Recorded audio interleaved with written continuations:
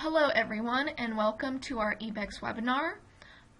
My name is Ming Chi and I will be introducing Laura Tipper, who's a senior consultant here at EveX. The topic today is using the projects module. So this webinar will give you just a better idea of some of the functionalities that the projects management and accounting module offers, such as the work breakdown structure, booking time against a project, using production items, etc. And Laura is our in-house expert on this topic. It's a great topic, so Laura, let's get started. So before we get going, just a little bit about eBECS here. We are a consulting firm that is 100% focused on the Microsoft stack. We have an ERP and CRM side of the practice, and we've also recently acquired NAV, so we can cover a lot of the ERP and CRM products. We also provide BI services across these platforms and with any other sort of systems you might have in your business, doing data warehouse and analytics for those across all platforms. We also have recently expanded our offerings in Azure and managed services, so we can support any needs you have in that area. And we focus on global solutions for small and medium businesses. On the left side of the screen, you can see that we have been Reseller of the Year for the last 5 of the 6 years. We didn't win it one year because we were Global Partner of the Year. We are also member of the Inner Circle. That's the top 1% of Microsoft partners, so that's great kudos to us. And we have our AMR certifications in discrete manufacturing and professional services. So if you have any questions or need any help, we're happy to help you wherever we can. Just a little bit about me before we get going. I'm a senior consultant here at EveX North America. I'm based out of the Atlanta office. I have 20 plus years experience in the manufacturing industry, both in large businesses and medium-sized businesses. I have worked in the aerospace industry as an engineer primarily, came up through the ranks, became a manager, and then became project manager for a customer-side Dynamics AX2012 implementation. And from there, I've moved here to EveX doing project management and senior consulting on the AX2012 platform. So today, as you well know, we're focusing on the projects module. Now, there is a lot of capability, as I'm sure you're aware, in the projects module. So we're going to focus primarily on the WBS aspects of the projects module and how the template can be used and okay, so let me just go back over here. Sorry, guys. The broadcast is now starting. All attendees are in listen-only mode. Sorry about that, guys. Okay, so starting with the projects module, welcome here. I'm going to go ahead and leave everybody on mute when we start. If you have any questions, go ahead and use the chat feature, please. And if we have time at the end, I'll address those questions. And if not, I'll get back to you via email. Sorry about the little snafu at the beginning there. A little bit about eBECS here. We are 100% focused on the Microsoft stack. We have an ERP and CRM practice and recently acquired a NAV practice as well. We also have BI services, which we can help you with across these platforms or across any of your other systems in sort of creating data warehouses and doing data analytics for you. We've also recently expanded our offerings in the Azure and managed services area. So we have support for AX7 and other sorts of managed services with your existing platforms. On the left side of the screen, you can see that we were Reseller of the Year the last 5 of the 6 years. The other year, we won Global Partner of the Year. We are also a member of the Inner Circle, that is the top 1% of the Microsoft partners, and we have AMR certifications in both discrete manufacturing and professional services. A bit about me. I am a senior consultant here at EveX. I'm based out of the Atlanta office. I have 20 plus years in the manufacturing business with both large and small manufacturing businesses. I came up through the ranks as an engineer in the aerospace industry and became a manager and then a project manager and then did the customer side implementation of a multi-site international implementation of AX2012. So now I'm here working at EveX doing both project management and senior consulting. So if you have any questions, shoot them my way. Okay, so we're going to talk today about the projects module. I can't cover all of it in an hour. It's a lot of stuff to cover, so I'm going to focus primarily on the work breakdown structure, how you go ahead and create a work breakdown structure template, how you'd use that within a project and a project quote, a little bit about how you allocate resources within the project or within the tasks of your work breakdown structure, how you can manage your resources, view your resources and availability across multiple projects, and then back within the project itself, how you track your progress, both from an effort standpoint and from a cost tracking perspective. And then I've just got a couple slides that show you some of the interesting upcoming events and webinars we have and where you might go for next steps. Okay, so project features, again, there's probably a lot more features of the projects module than I've got here, but when you kind of focus on the work breakdown structure, these are some of the primary ones. You can create what I really love about the projects module is you can do a project from cradle to grave. So you can create your project quotation in that module, pull a work breakdown structure into it, and then when you win that quotation, you can use the little wizard to transfer that quotation directly into a project, and you're up and running with your project immediately. No having to retype stuff or enter new information into your project. So the work breakdown structure is just a hierarchical structure of project activities, multi-layer, a lot like people create in Microsoft Project, and you can assign dates and you can do predecessor relationships and linking to create your project plan. You can put duration and effort into those WBS activities, so you can have, for example, 10 hours of activity, 10 hours of work over 5 days, or straight, 40 hours for a week. So you can get that together, link that, and you get your plan for your project against which you can track your costs. You can save those work breakdown structures as templates or just create them as templates and bring them into your project or quote. And it actually allows you to use a work breakdown structure from anywhere in the system. So you don't just have to pull them in from your templates. You can pull pieces and parts of work breakdown structures from anywhere else where you've created one in the system. So this is a great feature to allow you to create modular bits of a work breakdown structure or use pieces and parts of them that you know are applicable to your new project. So you can build a really custom work breakdown structure or just define a series of templates that you have your users use pieces and parts of to build a standardized project from. You get to see your actual costs and your hours against each WBS activity task. We'll look at that as we get further along. And you can assign your resources both at the project level or at the detailed work breakdown structure activity level. And then manage your estimate at completion and your estimate to completion through the work breakdown structure. So we'll go through all of these as part of the demonstration. I'm going to work within a system for most of the presentation, really. So I'm going to, for each step of the way, I'm going to present a little slide here that has this summary information, and then we'll work through it within AX. So to start with, what I'm going to do is create a work breakdown structure template and use the features at the top of the form to build that hierarchy, assign the amount of effort for the task, and then change the resources and predecessor relationships. So we'll go do that in the system, then we'll come back to this and just look where we've been. So to set up the work breakdown structure template, you want to be in the project module, of course. Down here under Setup Projects, Work Breakdown Structure Template. So of course it's easy just to create a new one here and you get a blank one. I'm going to start with one that I've already created just because it's a lot easier to show you from that. So you've got two tabs here at the top, Task and WBS.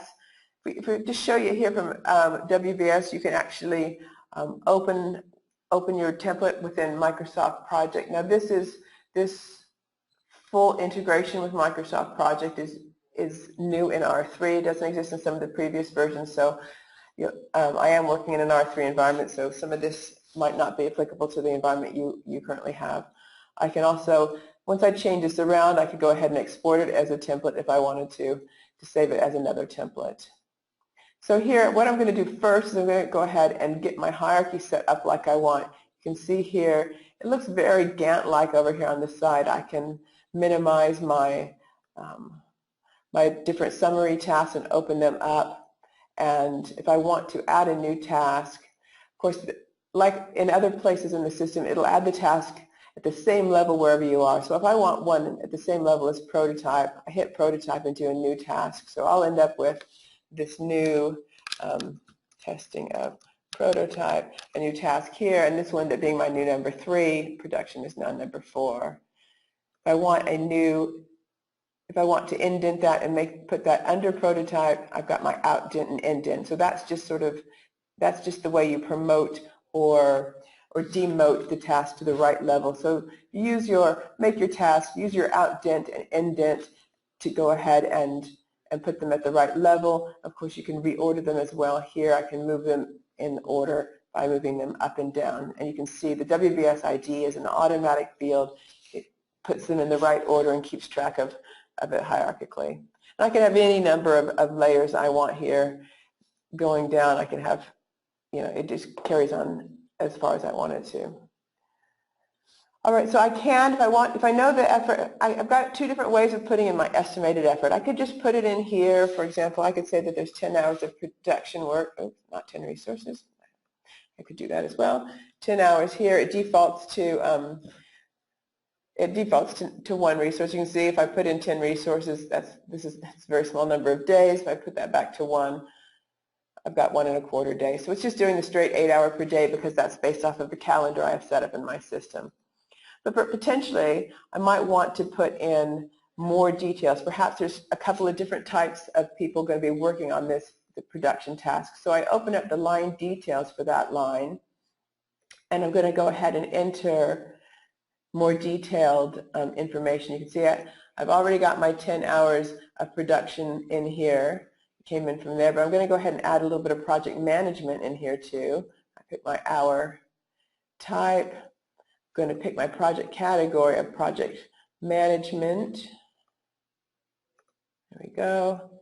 And you can see that my cost and sales price fill in automatically. Those come in from the cost and sales price tables that are in the setup of the project management accounting. So you can set those up, and they can default by customer, by project, by category, or just have them defined globally for everybody. So you have a lot of flexibility to bring your costs and your sale prices in by different types of information. So I'll just say that there's 2 hours here of the PM, and when I click away from that, you can see my number updates to 12. So this is a summation of the hours that are down here in the details.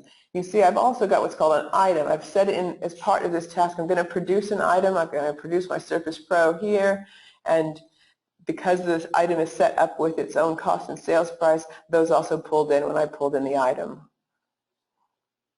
The other thing you can do at this stage of the game, if you know, for example, you need a worker of a particular kind for some of these tasks, you might want to go ahead and define what sort of skills, project experience, certifications, education they need. So for this one, I've said that they need manufacturing experience. Potentially, if there's field service work, maybe they need some sort of certifications for working offshore or things like that. And this information then gets used later when we go ahead and search for our resources. You have to have your personnel in the system set up with the corresponding types of skills so that when you're searching it can find the people. But it is a particularly useful feature when you have tasks that do require extremely specialized skills. So you can set that up there, and we'll show how that comes to play when we go ahead and search for resources. The other thing I can do if I close my line details here is set up my predecessor relationships here. So if I look at my produce item and I want to set the predecessor for it, you can see I've got the whole list of things that are applicable as predecessors. Because I've got multiple tick boxes, I could make it dependent on multiple items here. So we'll say it's the release of the drawings and testing of the prototype. So I've got 2 predecessors here. You can see there's no dates in here at this stage of the game. That's because I don't have an actual project or a quote, so this is all just theoretical now. When I pull it into a quotation or a project, that's when date fields become available and it flows out in a project plan type view. Up here at the top, you can see I've got automatic scheduling assistance on, and that's what's doing this calculation for me of 8 hours per day and figuring out the duration in days. If I wanted to, for example, maybe I wanted to say that this is going to take 24 hours, but it's going to take a whole week. I know just because of my various lags and delays within my production facility, it takes longer. So it's going to take a whole week, but it's only 24 hours worth of effort. You can see here I've got my little yellow triangle that's warning me that it's basically just saying that the math on this isn't working out. This isn't a normal sort of computation, and that's fine. And you can leave it there. It just highlights for you that it's not meeting the 8 hours per day. But if you did see this and it was a surprise to you, you can go ahead and click on this, and you could go ahead and fix the discrepancies. It tells you that the task isn't equal to the resources times the calendar workday. So I could fix that if I wanted to. I'm going to leave it for now. All right, so you don't have to have it just a straight 8 hours per day. You can have it hours spread over a longer duration. Okay, I'm going to go ahead and close this. Go back to my slide here. So that's what we've done here. We've created our structure. We've gone ahead and assigned our hours, changed our number of resources, saw that you can change your resources and change the duration, and we defined our predecessors. Okay, and then we went ahead and went on and we entered our tasks and we defined our costs and revenue. That's when we entered our hours. We entered our project management hours and saw our sales and cost prices pulled in from the cost sales price tables or the release product, and talked about how you can set up those worker requirements, skills, project experience, and certifications. And this last one on the summary task, just a little point on that. That's a good thing to note. So all of these summary tasks like production, for example, when I look at the line details for that, you can see I don't have estimated costs and revenue here because it is a summary task, and that's all pulling from the subtasks. What I do get, though, is a summary of the cost and the sales and the total effort in hours. Looking at the prototype task, that's a total of 44 hours, costs and sales estimates.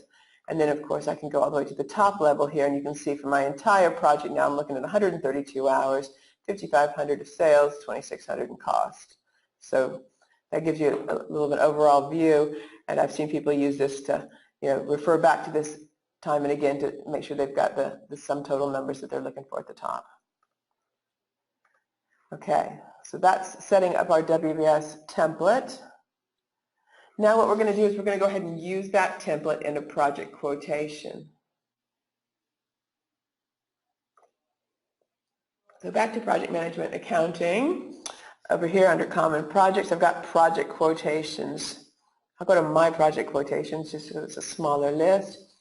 And when you're working with it, what you want to do is you don't want to use a sales quotation. I've even seen some customers hide this one. Use a project quotation because that's going to enable you to have the feature to pull that directly into a project. I'm going to go ahead and select a customer here. I've got my Forest Wholesales. And of course, there are other features here having to do with the templated quote.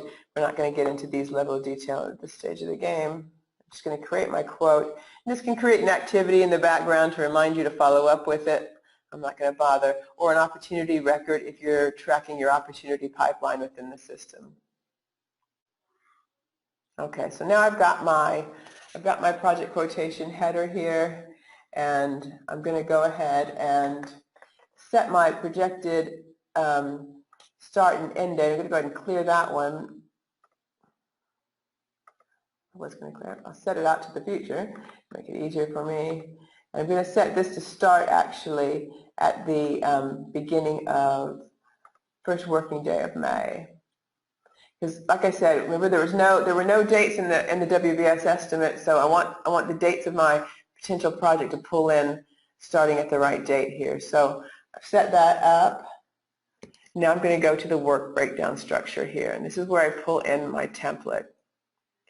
So again, these are the same two tabs we had before, but now under WBS I've got a couple more buttons. I got this import here.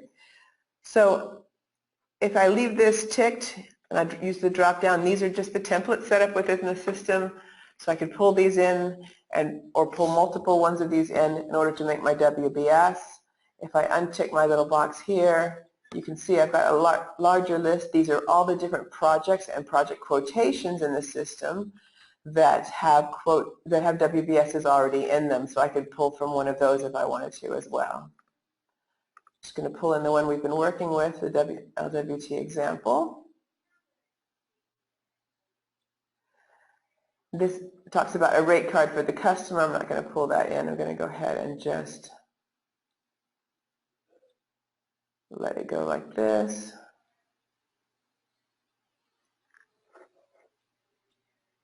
Okay.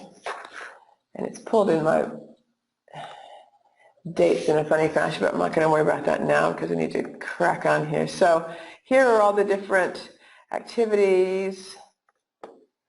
And you can see now that they are lining up in a predecessor relationship. So this starting on the 12th, and this is the 15th here, one day, and then this one, next one, which is a successor, starts on the 16th. So you can see we've got now our dates in here, and the relationships are set up properly.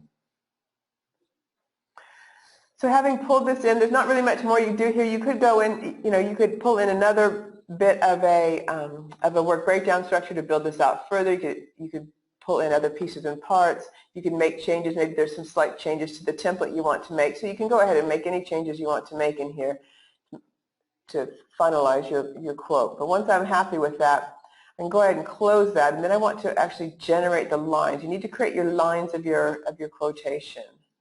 So if I generate my lines from the WBS, it's just going to suck all those lines across as individual lines into my quotation. You can see they've pulled in here.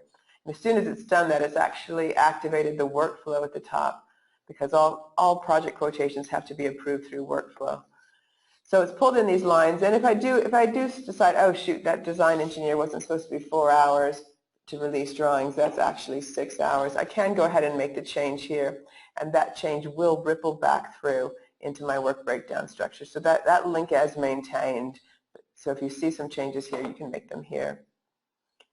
I can now, having pulled this in, now I kind of want to look at my project as a whole. So I've got a couple of different buttons at the top under the view. I can go ahead and look at totals. That tells me I got my 134 hours. I bumped that up from 4 to 6, so it's gone from 132 to 134 hours.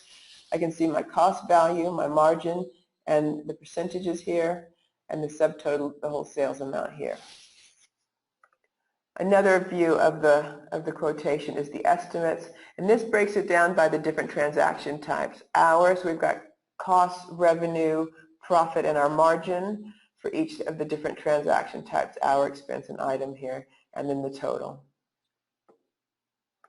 So having decided that you're happy with that, you go ahead and submit it to workflow.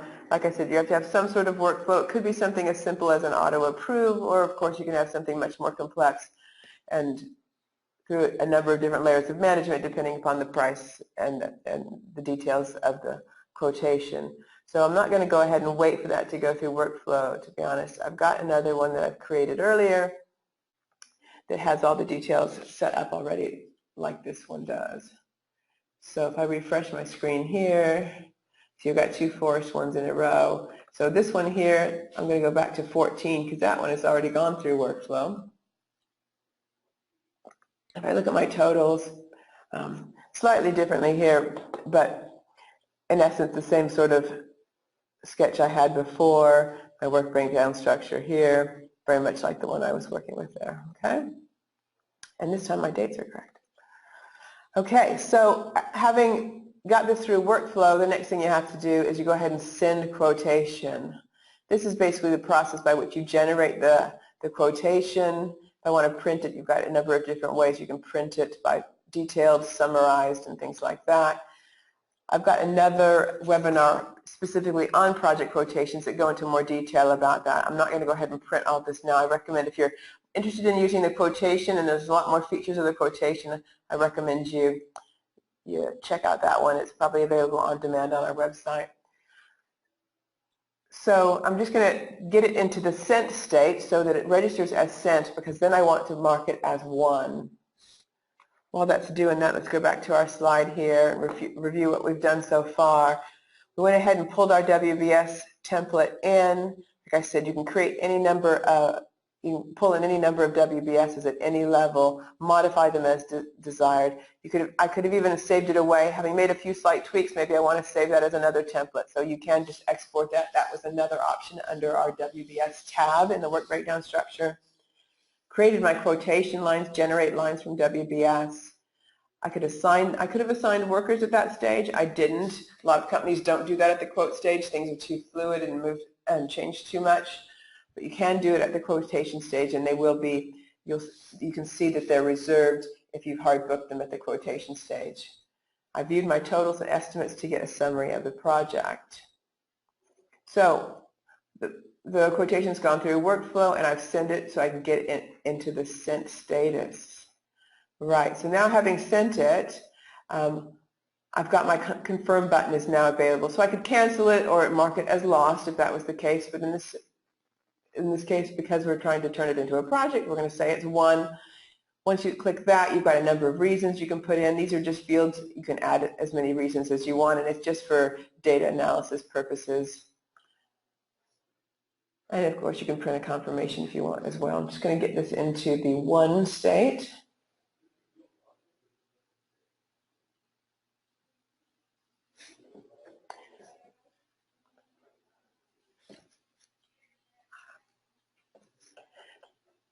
Okay, just wait for that to come back. Okay, so now that it's 1, you can see I've got my transfer to project button now that's available to me, and that's what I'm going to do here. So I've got a wizard to guide me. It's very helpful, easy to follow. So I can move this quotation into an existing project or a new project. So when you move it into an existing project, you do have a couple of different options. You can either move it into a sub-project that you've created, or you can just move it into an existing project and it forms an additional set of tasks in the existing work breakdown structure.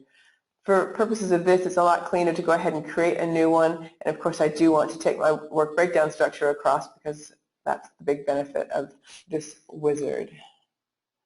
So I'm setting up the time and material project. I've only got one time and material group. I'm going to create a new project contract for this customer. This is a new project, a new contract. I don't want to put it under any existing contract.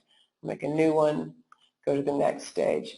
Now this is asking me, these are all the lines that we pulled in. They were down here in our quote, hours, expense, item lines. Now I can go ahead, this is a really useful feature, tick here and it will pull it into your project forecast.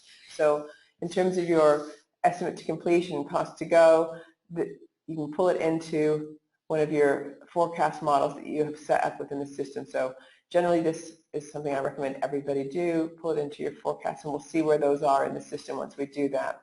Also, I can go ahead and pull these in as item requirements. Item requirements are your deliverables within a project.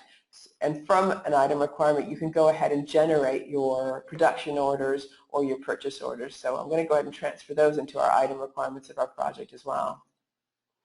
Here I get a little summary screen. I'm going to create one project with 2 item requirements, 2 item forecasts, 1 expense forecast, and 11-hour forecast. So I'm happy with that. That looks right to me. Go ahead and finish that up.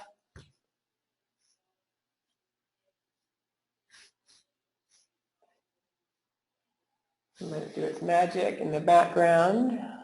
Okay, very good. So now I'm going to go back and find my project. It'll be the latest project here under Project Management and Accounting. So there it is, Project 204 for Forest Wholesales.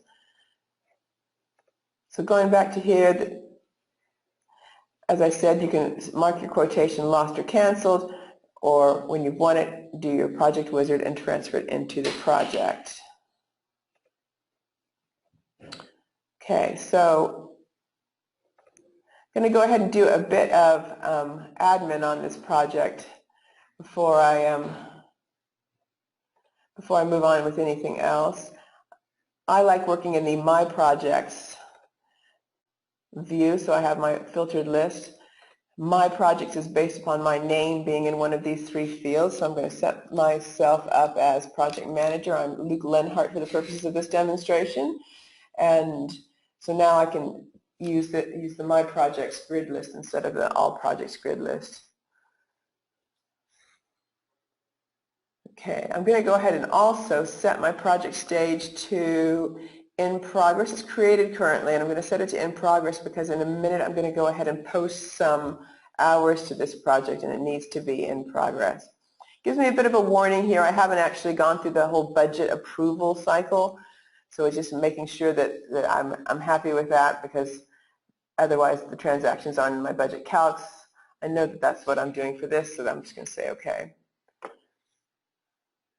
Now, when we brought in the forecasts as part of our wizard, if you look under the plan tab here, they show up here in our forecasts.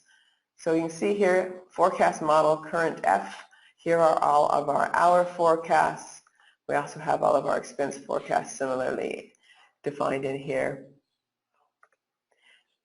Forecasting and using the forecast models isn't really part of this webinar. That's a whole nother set of functionality, but it's good that they can just come right in from your quotation and ready to set up and turn into your original budget and move forward with your cost to complete exercises. I've also set up my item requirements, and you can see here I've got my 2 Surface Pros I'm going to make, one out of Warehouse 11, one out of Warehouse 24, and again I have capabilities here to do production, net requirements, all sorts of production related queries and functionality to go ahead and buy these or produce these depending upon what I'm doing. But this is your set of deliverables for your customer.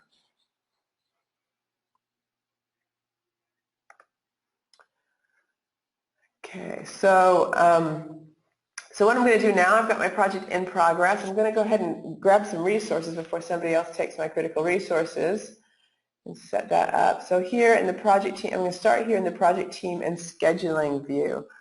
So the first aspect of this is going to go ahead and assign some people to the project as a whole. I've only got, you can assign roles, so you can create a number of roles here. I could have project manager, I could have design engineer. I've just got team member, and let's say I need 2 team members, and I've left this tick to book them immediately. I want to show you how we go ahead and do that.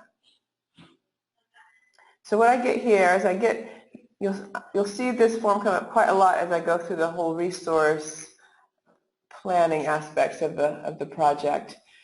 So at the top, you can see I'm planning it for this team member role. This is the date range, and just for you not familiar, it looks a little bit odd. It is in UK format, and I can view this in days, weeks, or months. So I've got for this date range, I can view it in a number of different formats, which is handy.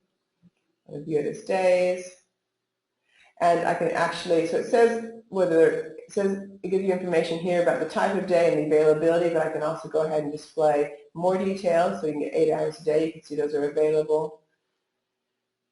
I've got an expanded box here for searching for people based upon particular skills, but we'll look at that more closely when we look at it within the work breakdown structure itself. For now, I just want to get a couple people assigned to my project so that I know that I've got resources to produce the goods. So I'm going to go ahead and pick Aaron and Brandon. They're available. I'm going to say I'm going to go ahead and hard book them, and then I'm going to book their full capacity here. You can see I've got a couple of different options here for booking different types of capacity, and we'll look at some of that in a little bit. I'm going to go ahead and book them. You can see now it says they're booked, 0 hours remaining. Have a little symbology there as well. All right. I could soft book them, but that doesn't really prevent anybody else from taking them. Somebody else could still hard book them. So if you want to make sure your resources stay on your project, go ahead and use the hard booking. The soft booking, it's a booking that is visible when you're looking at the resource planning views, but so somebody like a resource manager or another project manager can see that you want that person, but it doesn't prevent them from taking them and using them on their project. So if you need the resources for sure, go ahead and do the hard booking. I'll close that. You can see now they've filled in the grid here. I've got these 2 people. They're each booked 80 hours on their project. None are assigned. Now assigned means whether they've been assigned to specific tasks in the work breakdown structure. So I've got them booked 80 hours each, but not assigned to anything. So having done that, now I'm going to go into my work breakdown structure and make a bit more of a detailed assignment. Okay. So down here under my produce item, This is where I've set up that I need a manufacturing skill. So we'll look at how that comes into play. You can go ahead now, if you don't want to use the project experience, you want to just assign a worker. Now we've got this column on the right, which is available. You can see I can just do a drop down and I get my 2 workers. So they come up as top of the pick list here because they're already assigned to the project. So I could pick one of them and assign them to this task. But I'm not really limited to that. I can actually do the view more workers, and it'll bring up that same form we were just working in, and I can actually pick somebody who isn't already assigned to the project. So you get the 2 people who are on your project. If there are some, they're your first choice, but you can go ahead and get more people assigned to your project, assigned to the tasks by using the view more workers form.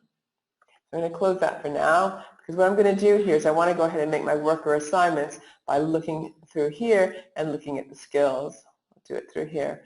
I could assign somebody automatically, but that's not necessarily going to pull in my worker requirements. So I'm going to go through the assign worker, and you'll see this form pull up. It's very familiar now. Same sort of form. You can see I've got my symbology, so you can see clearly that Aaron and Brandon are already part of our project. And here I can open my worker search criteria. Because by default, you'll see that it says that the minimum percentage for my matching is 0. So if I were to go ahead and this list here is based off of a 0% match, so it's basically everybody who's available. If I go ahead and set this to 100, I need somebody to 100% match this manufacturing industry skill. Nice search, and I'll get a filtered list now. So both Takashi and David have that set up in their worker record saying that they have this skill. I could do a similar sort of thing, and you could also, apply different levels of, so I could ask for manufacturing with some sort of certification as well. It can get quite complex, but of course then your resource list gets smaller and smaller. So having said that, let's go ahead and say David. I'll go ahead and I'm going to do a hard book, and I can do now capacity. So I could assign a specific capacity of his, so I could say 50%, so that means I'm going to get 4 hours a day. Or I could go ahead and specify hours. I could go ahead and say I want to, maybe I want to go ahead and book 8 hours of his time on this task, and then I get 2 options. I can go ahead and say the first 8 hours he's got, or I can distribute it evenly between the start and end dates, and those start and end dates are grayed out here because it's the start and end dates of that task. So that's just a 2-day thing. I'm going to go ahead and I'll say distribute them evenly. So you can see he's partially available. If I display my remaining capacity again, he's got 4 hours in each day. So it's spread. It did effectively in this case because of the hours I put in. It did the same thing as saying I wanted 50% of his time, but depending upon, of course, the figures I'd put in there, it would have worked slightly differently. So if I go ahead and close that, now you'll see David shows up here. If I go ahead and close this and refer back to my project, you can see now he's assigned 8 hours. And so he wasn't on the, if you recall, he wasn't one of the 2 people I assigned initially, but because I've done that through the work breakdown structure, it adds to this list. Brandon and Aaron are still assigned, are still booked, but again have no assignments to any work breakdown structure tasks. So to review, you can hard or soft book a person. You've got those different options within the hard booking, the remaining capacity, full capacity, specifying the hours, and within the work breakdown structure itself, I can use the workers column and just book them, or I can go into the line details and make those assignments and do the searching against the worker requirements. Okay, now if we want to look across projects, so all your project managers are out there, they're booking people right, left, and center, and you as a resource manager or a department manager or just another project manager want to look at what's going on across the multiple projects. So I'll close my project for a second. I'm going to go back to the project management and accounting module itself. And what I'm looking for here is this resource availability under project resources. So again, this form again, and oops, open that up a little bit so we can go ahead and see that a bit more fully. Again, the same sort of capabilities here. What I can do here, as a resource manager or somebody wanting to know more information. So I can see that David Smith here, this is the week, remember we assigned some of his time. We're going to go ahead, we assigned 8 hours out of that week. I want to know what's going on here. I'll double click on this field here, and then I get the information about what projects he's assigned to and who the project manager is. So if I want to go and if I need David for all of that week for something, now I know who I can go and bargain with and see if I can't get them to release this resource. You can also then get more details here on that screen about him as well. So double click these and you get the information. If he was overbooked, you'd see it would show up in red here, and then of course the green is available.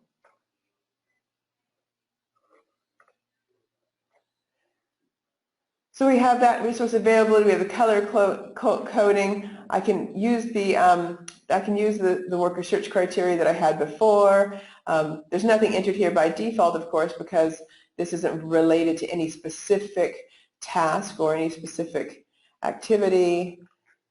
But if I wanted to look by a specific criteria, I need to know what the availability of resources is for people who have manufacturing experience. I can go ahead and put that in and search for them, and we see those same two people we looked at earlier. Close that up. I can also, if I'm working within multiple legal entities, you've got that filtering ability, and you've also got the ability to filter by department if you want to as well. Okay, so search for people if you want to by specific criteria, filter that list, double click on a cell to see the booking summary, and you can actually select a number of cells and do the same sort of booking details to see what's going on across a range of dates.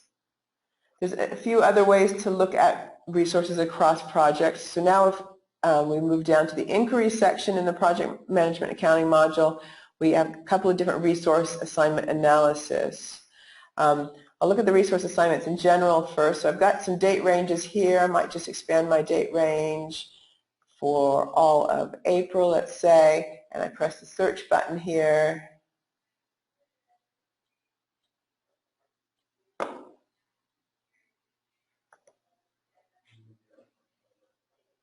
And it's telling me nothing. That's not very helpful. Hello. We did make this assignment, didn't we? Let's just double check that date range. We had our, I can use my projects now, of course, because it's assigned to me, and we see here it's the beginning of May. Of course, I started my project in May. That's my problem. So go back to my resource assignments. Let's change this date real quick. So beginning of May to the end of May-ish. And you can see all the assignments, okay? And you can see the type of booking, the number of hours. This is by day. This can be a really, this is the view I recommend people use when they want to do analysis on the data, because right here you can just drop this out into Excel, pivot it, and mess with it as you want to. You can see what specific activities they're assigned to and who the project manager is. So this is just if you've got a lot of assignments, it's going to be a whole lot of data, but you can filter by project or worker or whether they are hard or soft booking. So it's just a good way to get the data you might want, to slap it out into Excel and do whatever sort of analysis you might want to do. Back in project management and accounting, we have the view of resources analysis by worker. Again, let's do that for our date range in May. Search. And so this is a summarized view by worker. So I get Aaron, Brandon, and David, the 3 people I signed into my project.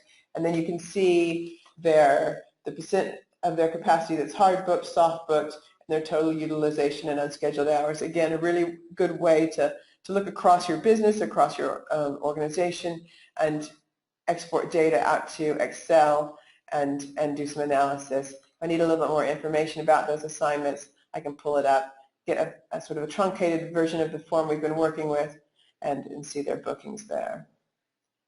Resource assignment analysis by project is very similar, but it's a project-based view and gives us the same sort of summary information at a project level. So here we've only got one project with bookings in May. this many hard assigned hours, hard booked hours, and the unstaffed hours are still set at 120.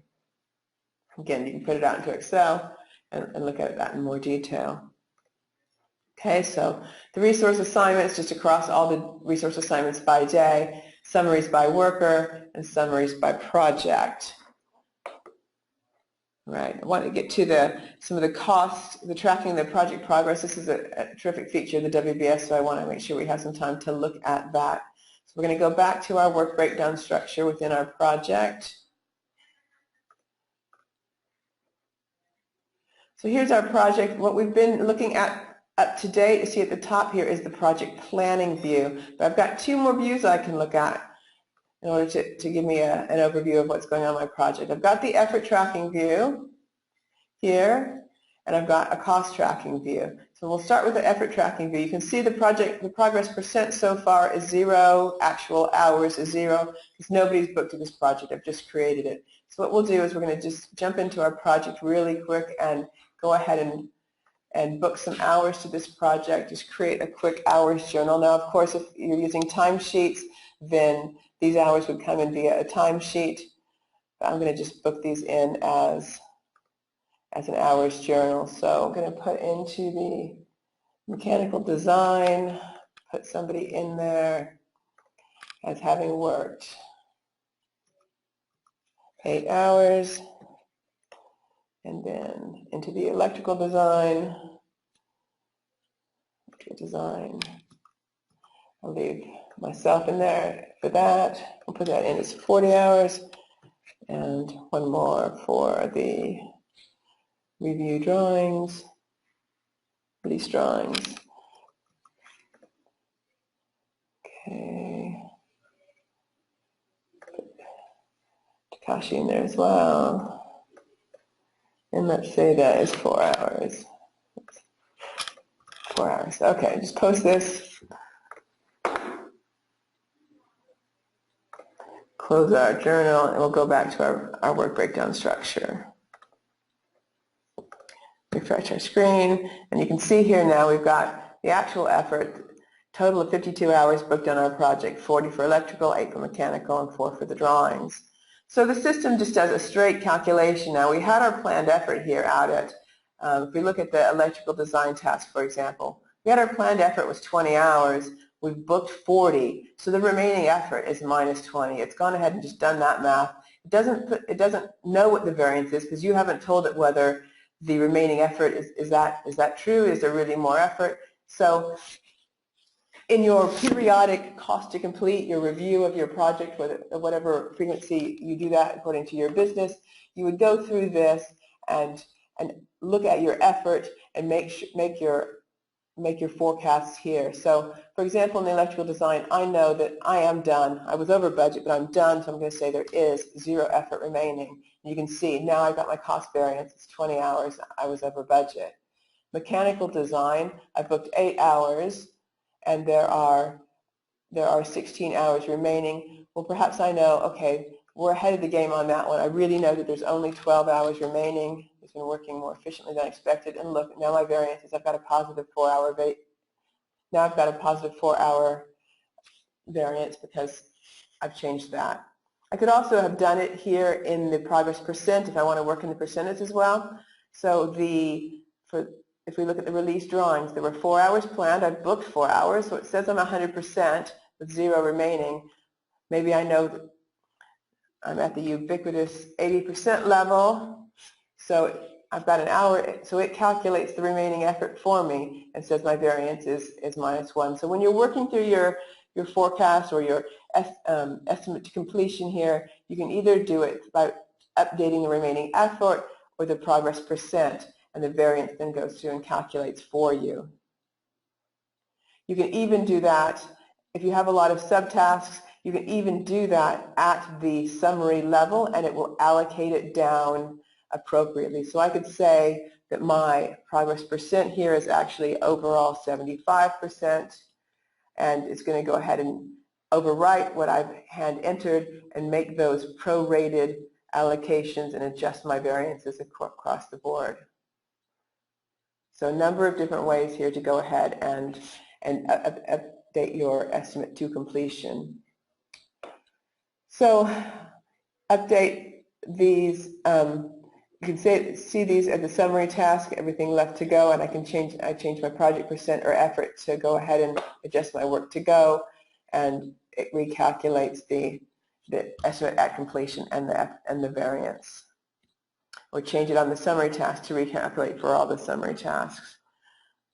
Okay, now we're going to go to the cost tracking view, and keeping in mind here the 7 hours, 14 hours, and 2.3, if I go to the cost tracking view, you'll see that I have corresponding cost variances in my project, and these are working off of the hourly rates that are in the line details for the different hour types that I've put in my project.